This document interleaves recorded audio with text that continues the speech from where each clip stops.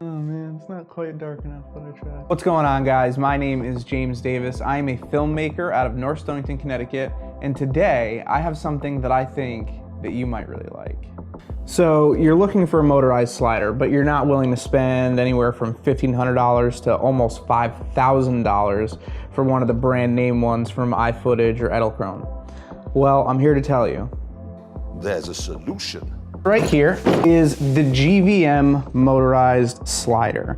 GVM stands for Great Video Maker. This only costs $369 plus on Amazon. This particular one is the 4-foot version, which I wouldn't really suggest. If you're really looking at buying one of these, I would definitely go with the smaller one. I think it's called the 80QD. It ends up being 31 inches overall, which is a lot more compact and it's not as flimsy. So open this thing up, see what's inside, and then we'll go over the settings and how all this stuff works because it is a little bit confusing.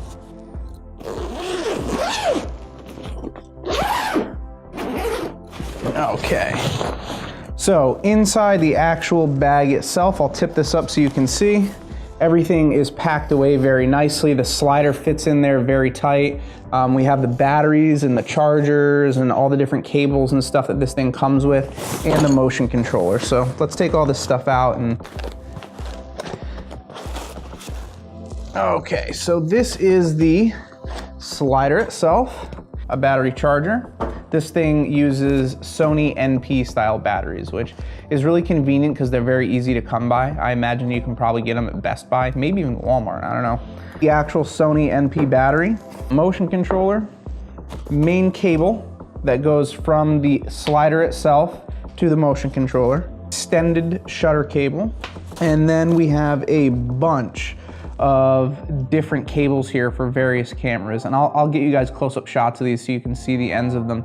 But it comes with 6 different ones, and some of these I'm honestly not even familiar with, so I would assume that you can use this with a pretty large number of different cameras. 2 other things that I would kind of recommend that you have if you're going to buy one of these, and I use the Manfrotto style PL plates for my tripods and my camera mounts. So I needed 2 of those to thread into the legs of this guy, and some kind of ball head.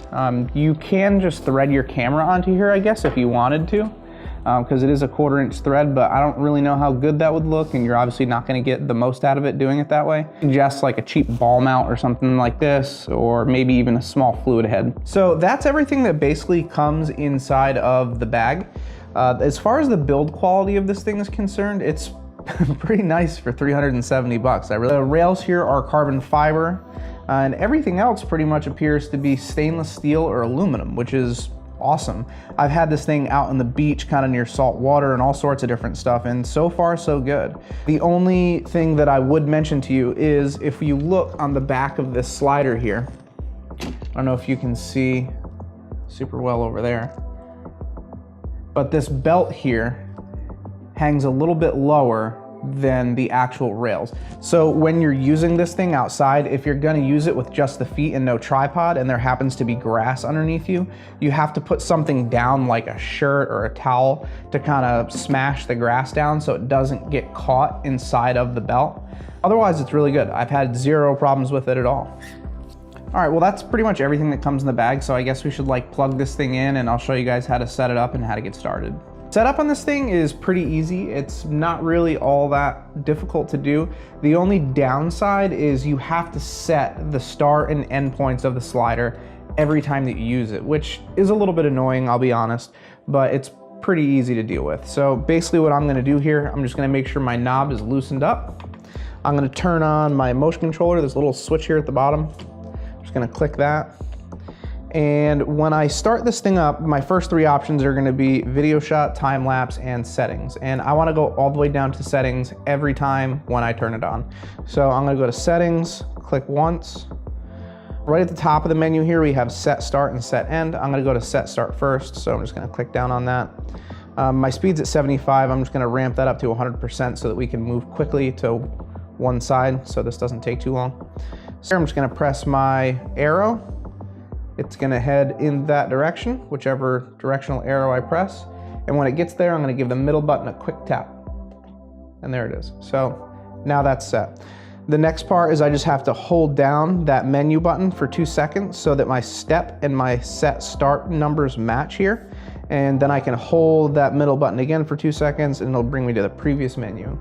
And once I'm there, set end, click the center button, speed 100%, which is where I want it. And I'm gonna press the other directional arrow, let this thing travel all the way to the other side of the slider.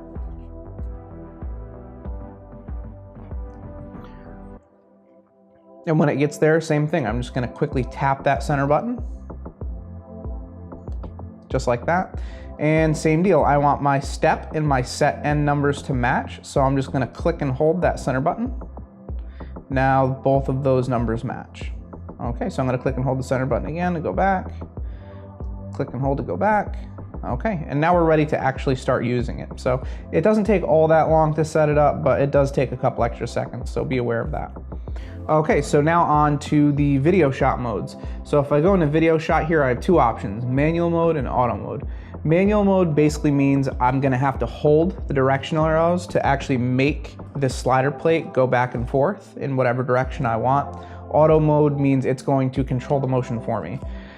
So in manual mode right here, we'll just demonstrate this real quick so you guys can see. If I just press the arrow button and hold it, and then when I let go, it stops.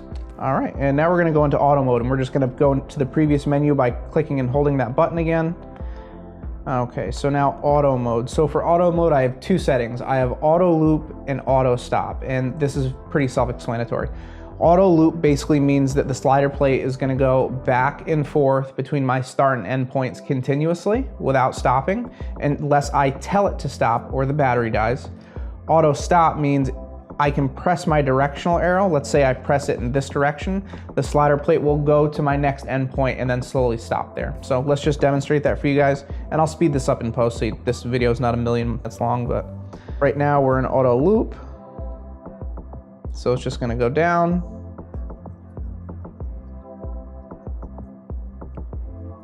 So it's just gonna keep on doing that basically until I tap that center button and tell it to stop, or the battery runs out. So for the sake of argument, I'm just gonna press that button so it comes to a stop and we can carry on with this. Okay, and then our other option is auto stop. So I'm just gonna click auto stop and I'm gonna send it this direction. And you'll see once it gets to this end over here, it's just gonna ramp down slowly, it's gonna stop.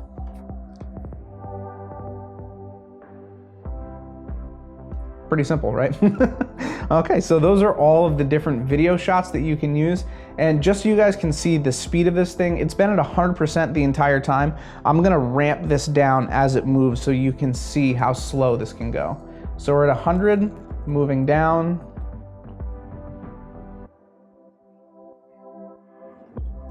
That's 1%.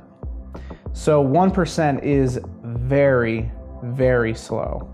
And it's also cool, if you notice when I was just doing that, you can actually ramp the speed up and down as the thing's working. So I'm pushing up right now to ramp the speed up, and you'll see this is going to speed up itself. It's at 100% now. Let's go to 50. There's 50. All right guys, so that's how all the video shots work.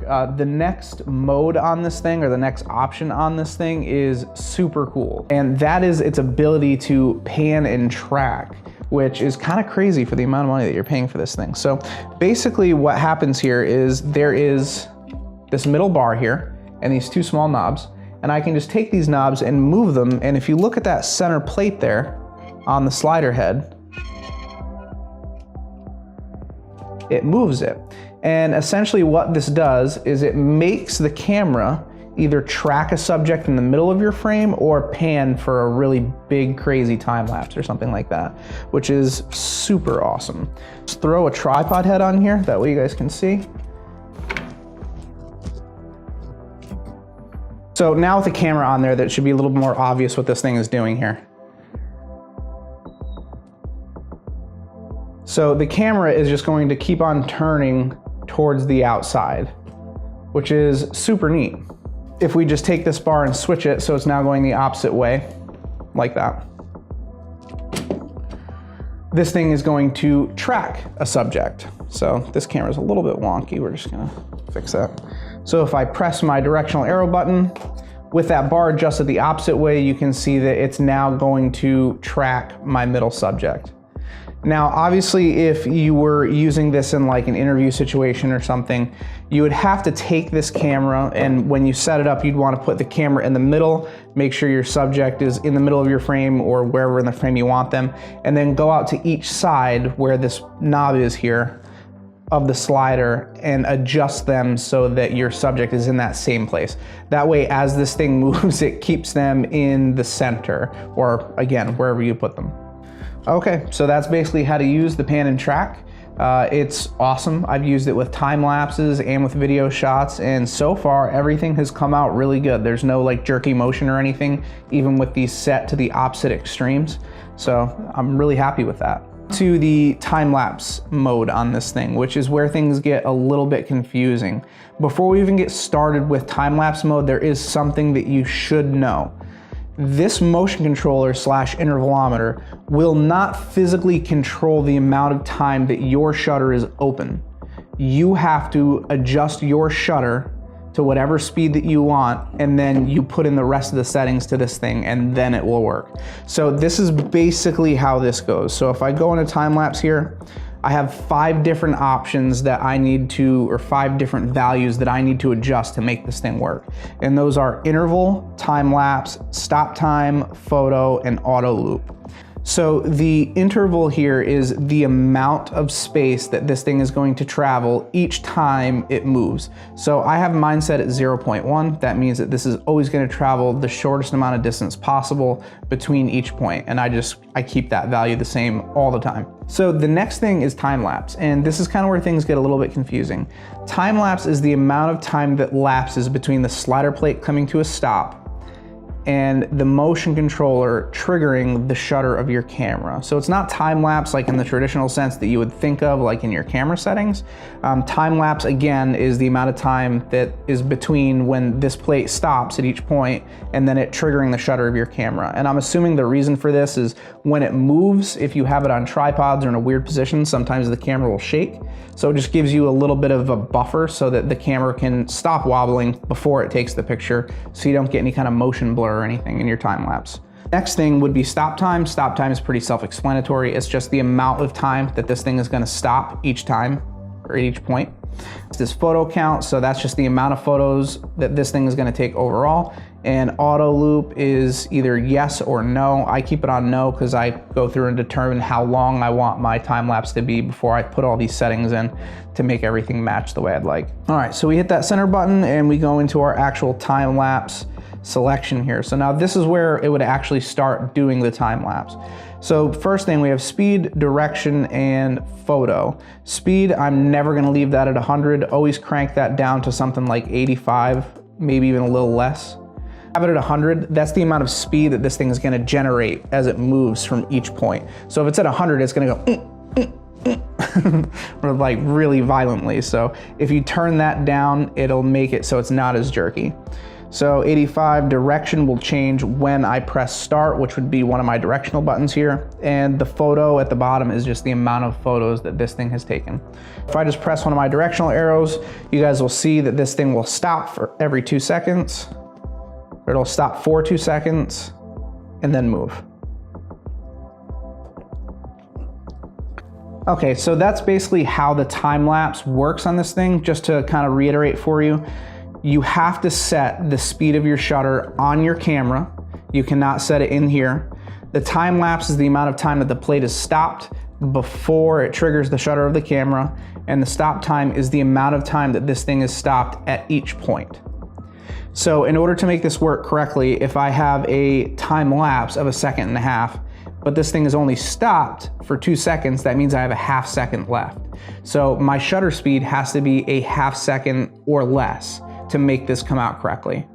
All right guys, well that is the GVM slider, how to set it up, how to use it in the video and time lapse modes, and how to use the pan and track option. I hope this video was helpful and informative to you guys if you're thinking about buying one of these or looking for an option that's not $5,000, because that is a crazy amount of money for a slider.